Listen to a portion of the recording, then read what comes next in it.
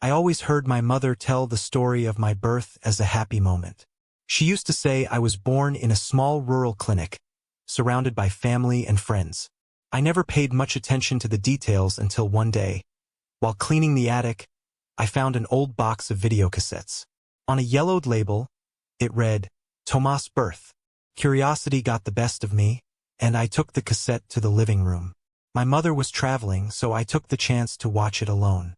I pulled the old VHS player out of the closet and, after a few attempts, managed to get it working. The image was blurry, and the audio crackled, but I could make out my mother's voice. She sounded young, excited. "Come on, Tomas. You're almost here," she said between laughter and tears. The video showed the delivery room, doctors preparing everything, and my mother on the bed. My father held the camera, commenting on how nervous he was. The moment came, and I heard a baby crying.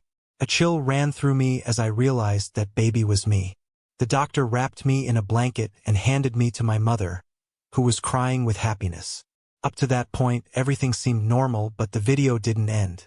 The camera angle changed, now focusing on the hallway outside the room. It was evident that my father had accidentally left the camera recording. At first, it just showed people walking by, nurses moving carts, and other newborns in cribs. However, after several minutes, something changed. The hallway became empty.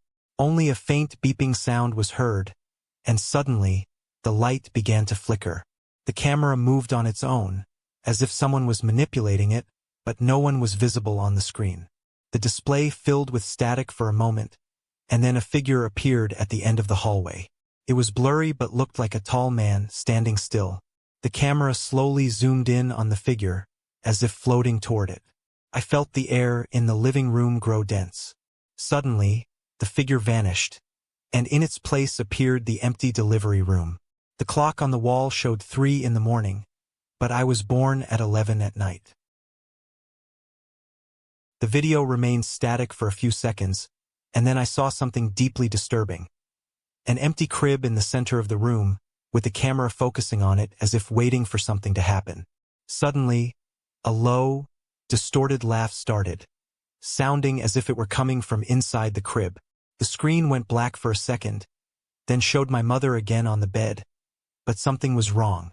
Her expression was blank, her eyes completely white.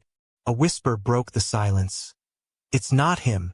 The camera slowly zoomed in on my mother's face, and just as it was about to touch her, the screen filled with static again. That night I couldn't sleep.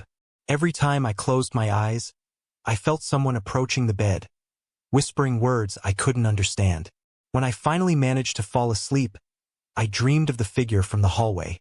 In my dream, it approached slowly until it was right in front of me. Its face was a blurry mix of human features, but its eyes were 2 dark voids. The next day, I called my mother to ask about the video, but her answer left me cold. "We didn't record your birth. It was complicated, and we didn't have time." Since then, I've tried to find the tape, but it's gone. In the following days, strange things started happening around the house. The TV would turn on by itself in the middle of the night, showing only static. One night, I heard children's laughter coming from the living room, and when I checked, I found my niece's crib moving on its own. Things got worse when I checked my phone and found a new video. It was me, sleeping in my bed, recorded from the corner of the room. At the end of the video, I clearly heard the whisper, "It's not him."